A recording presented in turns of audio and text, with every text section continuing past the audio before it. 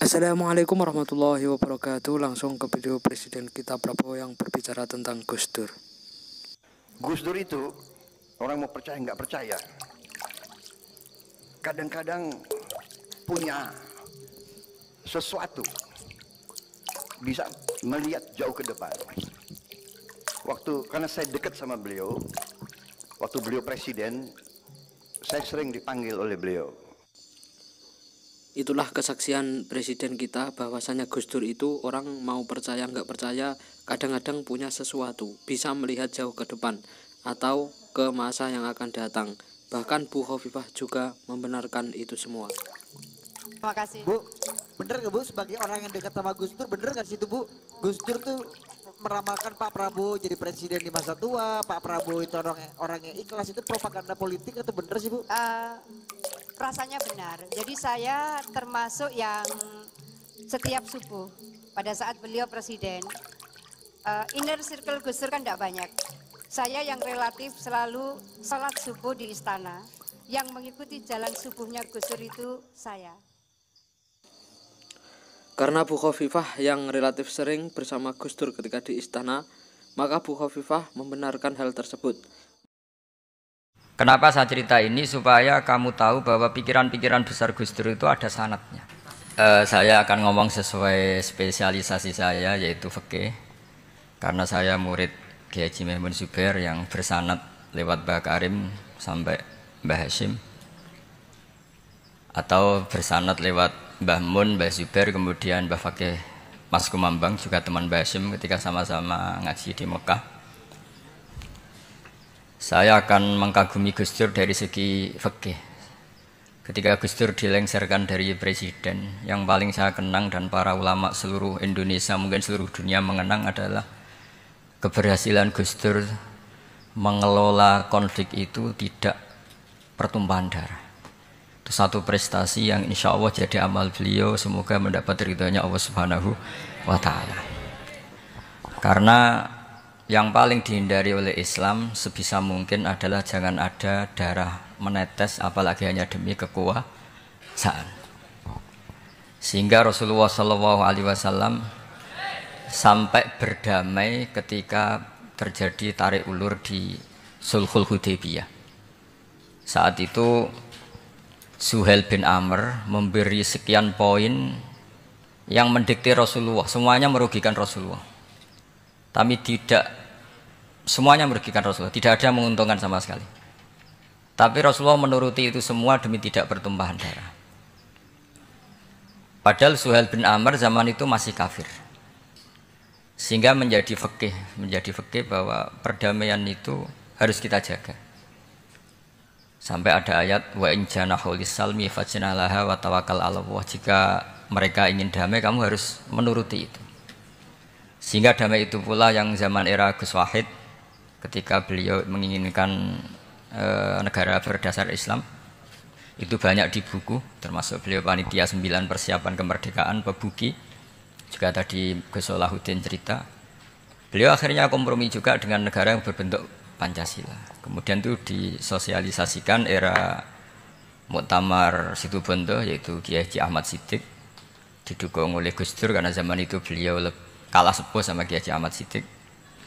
Jadi itu fikih yang saya menjadikan pengagum Gus Dur, karena ibadah Darul Mafasid Muqaddamun ala Jalbil Masalah adalah ibadah yang luar biasa.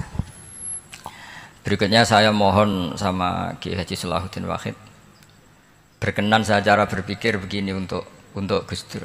Jadi saya ini dari keluarga Kiai, saya juga senasab dengan keluarga Mbah Hashim karena sama-sama turunan Mbah Sambul Lasem. Jadi beliau adalah Abdurrahman bin Wahid bin Hashim bin Asy'ari bin Wahid lagi, terus bin Abdul Halim 2 sampai Mbah Sambu. Kira-kira nasabnya sama dengan saya, dengan Mbah Hamid yang dari jalur itu. Saya mau bercerita begini. Watak seorang cucu itu biasanya mengalir dari pikiran besar mbah-mbahnya atau leluhurnya. Karena setiap mbah-mbahnya pasti berdoa dzurriatan thayyibah, yaitu anak cucu yang baik. Saya sengaja di sini bawa kitab yang ditulis oleh Muhammad Asad Shihab, seorang Libanon. menulis bahwa Mbah Hasyim Asy'ari adalah terhitung sebagai mujaddid, sebagai pembaharu Islam setidaknya di Asia sini atau di Indonesia. Di sini ada kitab ini diterjemah beberapa kali, sebagian oleh Kiai Haji Mustafa Bisri, sebagian oleh Kiai Sodik Semarang. Saya punya edisi asli, edisi Arabnya, karena saya dari awal ingin ngaji sama santri-santri Tebu Ireng. Karena buyut-buyut saya itu termasuk gurunya Mbah Soleh Darat. Jadi buyut saya yang di Kudus, Pondok Damaran itu dulu Mbah Soleh Darat pernah ngaji di situ. Dan Mbah Hasyim kecil pernah ngaji sama Mbah Soleh Darat. Dan tentu biasa itu dalam ilmu sanad. Guru-guru saya indukannya di Mbah Hasyim juga pernah ngaji beberapa ulama di Pantura. Dan saya pastikan di antara perilaku atau manhaj Mbah Hasyim adalah, ini saya baca guru-guru beliau, kemudian ada perilaku yang persis ditiru Gus Dur. Jadi itu bukan sekedar bukan sekedar mitos atau kebetulan. Beliau punya pilihan-pilihan yang dipilih sampai akhir hayatnya.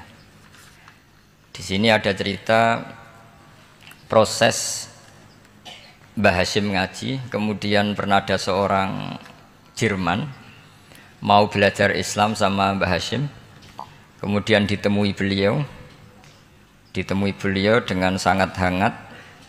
Ketika sudah mengenal Islam secara detail, ya saya ulang lagi, ketika sudah mengenal Islam secara detail, beliau ngendikan, kamu jangan tergesa-gesa, kata beliau, kamu harus menerima Islam ini secara al-bayyinah, secara argumentatif, secara logika yang benar, jangan karena terpaksa.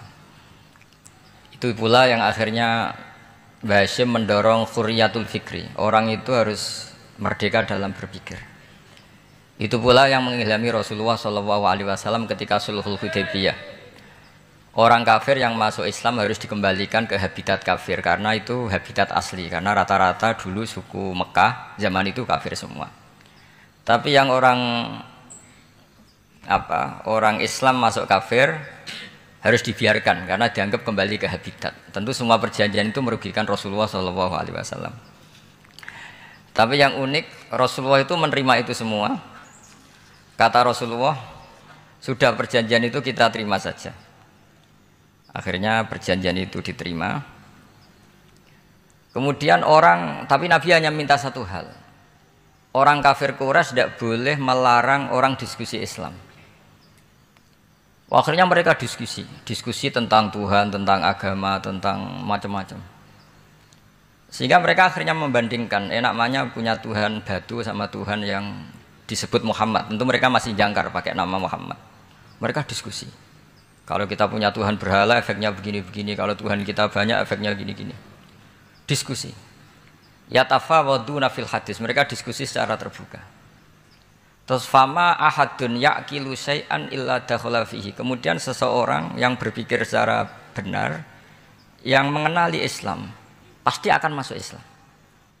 Sehingga karena mereka diskusi bebas tanpa tekanan, akhirnya mereka memilih Islam. Dan selama mereka Islam, mereka akhirnya ikrar Islam sama ikrar ya cara sekarang ikrar, kemudian menjadi Muslim, dan otomatis perjanjian itu dibatalkan. Makanya kata Imam Zuhri, guru Imam Malik, maka nafathun a'zuma fil Islam min sulhul Hudaybiyah. Enggak ada kemenangan Islam sehebat kemenangan dalam Hudaybiyah, yaitu orang berbebas berpikir. Kemudian kebebasan berpikir ini pasti mengarah ke mengakui yang benar, menanggalkan yang salah. Tentu orang dulu mendewa-dewakan Lata Uzza, pokoknya menuhankan makhluk, menjadi sadar bahwa itu aneh. Kenapa kita harus sembah batu yang dipahat? Kenapa kita harus menyembah makhluk dan sebagainya? Dan akhirnya mereka Islam. Tapi dulu kalau suasana perang itu keinginan orang hanya ingin menang kalah. Jadi yang kafir itu hanya ingin menang, pokoknya jangan sampai kalah. Nggak pernah berpikir Islam itu apa. Di mana-mana perang itu ya pikirannya menang kalah. Tapi setelah nggak ada perang, meskipun segala perjanjiannya merugikan Islam, orang akan berpikir secara objektif. Makanya fama ahadun yaqilu syai'an illa dakhala fihi. Tidak ada seseorang yang berpikir tentang Islam kecuali akhirnya masuk Islam. Sehingga itu disebut maka nafathun a'zama fil Islam min sulhul Hudaybiyah. Enggak ada futuhat yang sebesar sulhul apa? Hudaybiyah.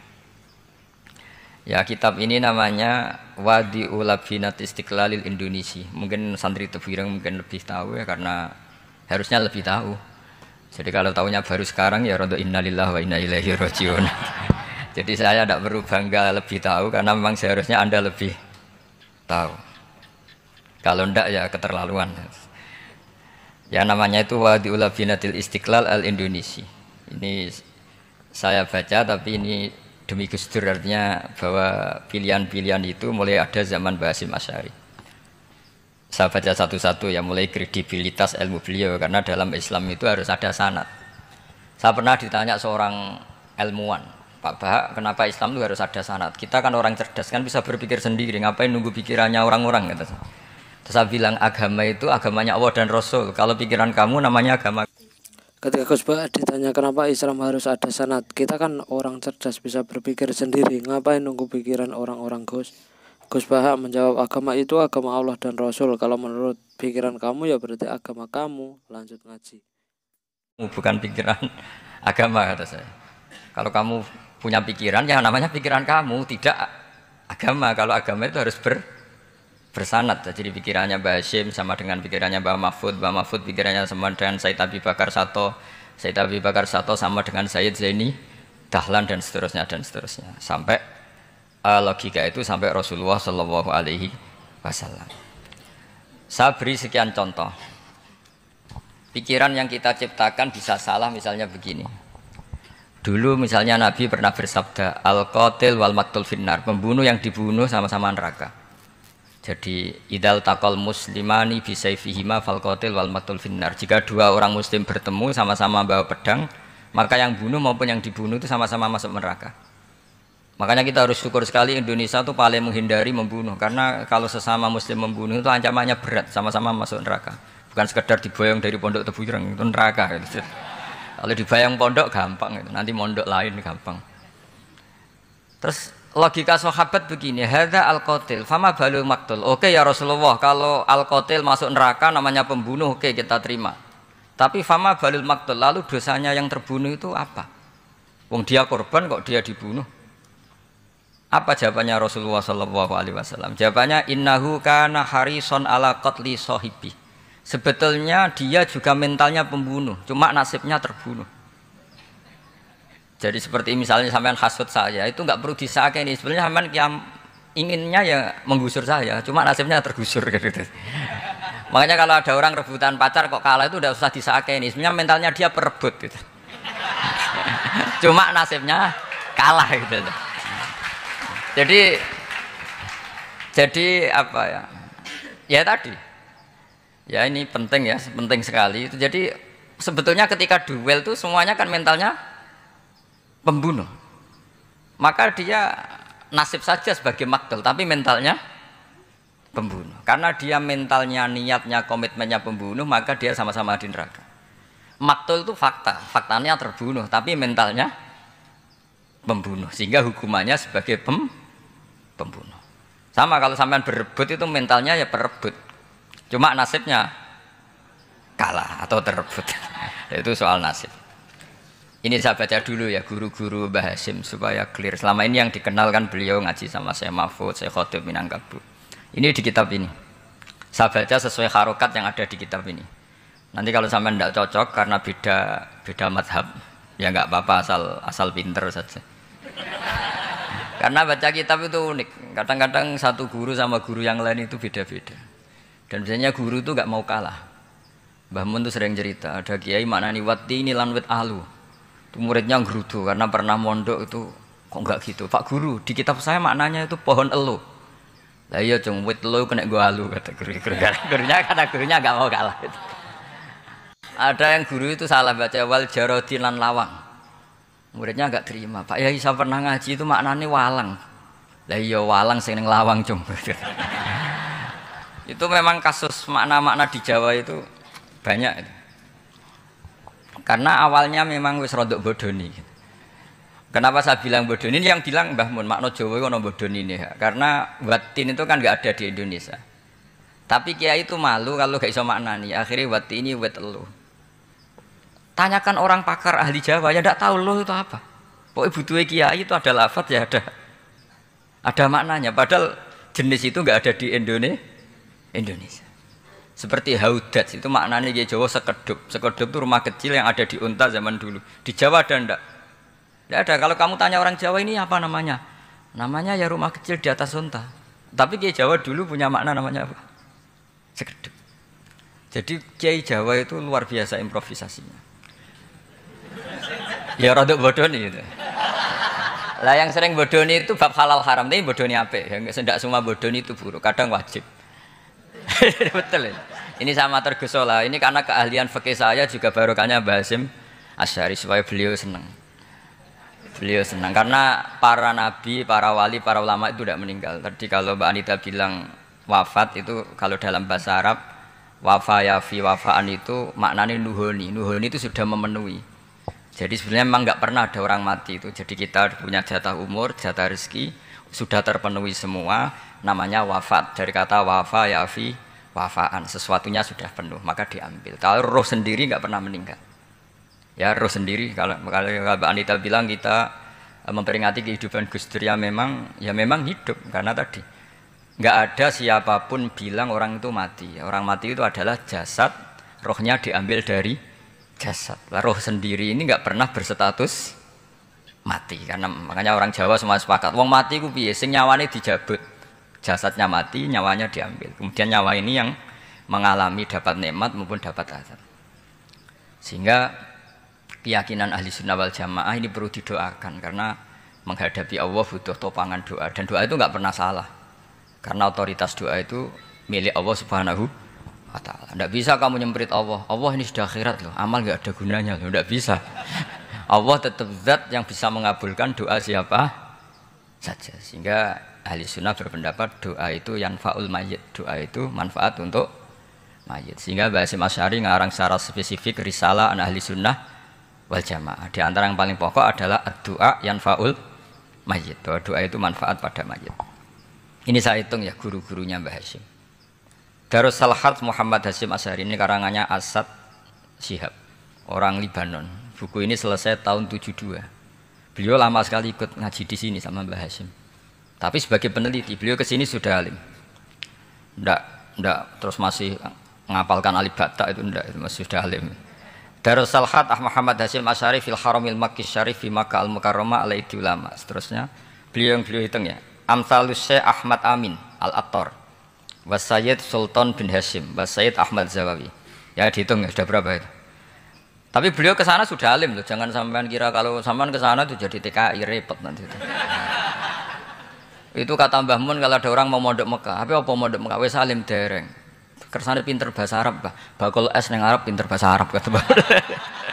Jadi kalau beliau kalau sama orang belum alim mondok di Mekah itu agak duka beliau. Ya, Syekh Ahmad Amin Al-Attar, wa Sayyid Sultan bin Hasyim, wa Sayyid Ahmad Zawawi, wa Syekh Ibrahim Arab, wa Sayyid Ahmad bin Hasan Al-Attar, wa Syekh Said Al-Yamani. Ini yang gurunya Mbah Zubair juga, guru-gurunya keluarga sarang. Wa Sayyid Husain Al-Habsyi. Ini mbah-mbahnya keluarga Habib Anis Solo. Jadi ya pokoknya keluarga besar Solo karena kita tahu Habib Anis itu bin Alwi bin Ali yang punya simtud Duror bin Muhammad bin Husain. Alladzi tawalla mansibal iftah hatta wafatul maniyah wa Sayyid Bakar Sato. Ini yang ngarangnya Anatu Tolibin. Wa Syekh Rahmatullah wa Sayyid Alawi bin Ahmad As-Segaf. Ini yang ngarang Tarsihul Mustafidin. Kita tahu sarah i'anah paling terkenal adalah dua i'anatu Tolibin dan Tarsihul Mustafidin. Itu dikarang oleh Alawi bin Ahmad As-Segaf. Terus wa Sayyid Abbas Al-Maliki. Itu banyak Sayyid Muhammad. Karena kita tahu Sayyid Muhammad adalah Muhammad bin Alawi bin Abbas, ya, Muhammad bin Alawi bin Abbas. Itu juga gurunya Mbah Hasyim. Wa Sayyid Abdul Az-Zawawi wa Syekh Saleh Bafadl wa Syekh Sultan Hasyim Dagestani. Jadi selain guru-guru di Indonesia termasuk Mbah Mahfud Termas, Syekh Khotib Al-Minangkabu, beliau punya guru-guru itu yang saya sebut. Lalu barokahnya guru-guru itu, ya barokahnya guru-guru itu, Mbah Hasyim berpikir seperti itu. Dan berpikir seperti itu yang mengilhami Gus Wahid, kemudian Gus Wahid mengilhami Gus Dur. Kenapa saya cerita ini? Supaya kamu tahu bahwa pikiran-pikiran besar Gus Dur itu ada sanadnya. Jangan sampai kamu berpikir Gus Dur cerdas, muka kan delok film lah, terus gue delok film kan ya repot gitu. Jadi makanya ini, karena banyak juga yang cerita Gus Dur sebagai budayawannya, sebagai demokratnya, sebagai pluralisnya. Yang cerita itu kan sudah ada, masa saya disuruh ceritain lagi? Jadi kalau sampean saya cerita itu lagi kan coro Jawa tahsilul hasil. Jadi ini itu tidak bidang saya. Bidang saya akan melihat Gus Dur sebagai cucu Mbah Hasyim siapa? Saudara muslimin muslimat yang dirahmati Allah Subhanahu wa taala dimanapun berada, alhamdulillahirabbil alamin, kita telah diberi waktu, kesempatan, kemauan untuk selalu mengikuti kajian Gus Baha yang pastinya bermanfaat untuk kita hidup di dunia maupun di akhirat kelak. Ihdinas shiratal mustaqim, semoga Allah menunjukkan pada kita jalan yang lurus. Wassalamualaikum warahmatullahi wabarakatuh. Saudara muslimin muslimat yang dirahmati Allah Subhanahu wa taala dimanapun berada, alhamdulillahirabbil alamin, kita telah diberi waktu, kesempatan, kemauan untuk selalu mengikuti kajian Gus Baha yang pastinya bermanfaat untuk kita hidup di dunia maupun di akhirat kelak. Ihdinas shiratal mustaqim, semoga Allah menunjukkan pada kita jalan yang lurus. Wassalamualaikum warahmatullahi wabarakatuh.